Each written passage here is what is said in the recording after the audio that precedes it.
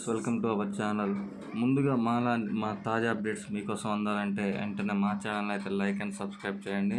మనం ఇప్పుడు చూసుకునే ప్రపంచంలోనే అతిపెద్ద బెలెన్ టన్నెల్ని అయితే ప్రధాని మోడీ గారు ప్రారంభించినారు.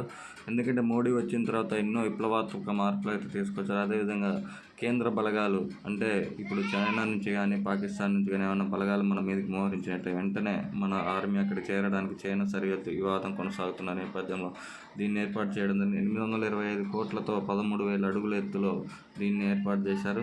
దీని ద్వారా ఏంటంటే మన సైనిక బలగాలు అయితే అక్కడికి వెళ్ళడానికి త్వరగా వెళ్ళొచ్చు. దానివల్ల యుద్ధంలో మన వాళ్ళు ప్రాణాలు కోల్పోకుండా మన ఎక్కువ సైన్యంతో అవతల వాళ్ళని మట్టు కరిపించడానికి మోడీ గారు ఇలాంటి విప్లవాత్మక మార్పును అయితే తీసుకొచ్చాడు.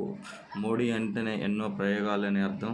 ఎందుకంటే అయోధ్య రామ మందిరం అయితేంది, అదేవిధంగా 1000 రూపాయల నోట్లు 2000 రూపాయల నోట్ల రద్దు అయితేంది, అదేవిధంగా ఆర్మీ బలగాలకి మొత్తం ఎలాంటి కావాలన్నా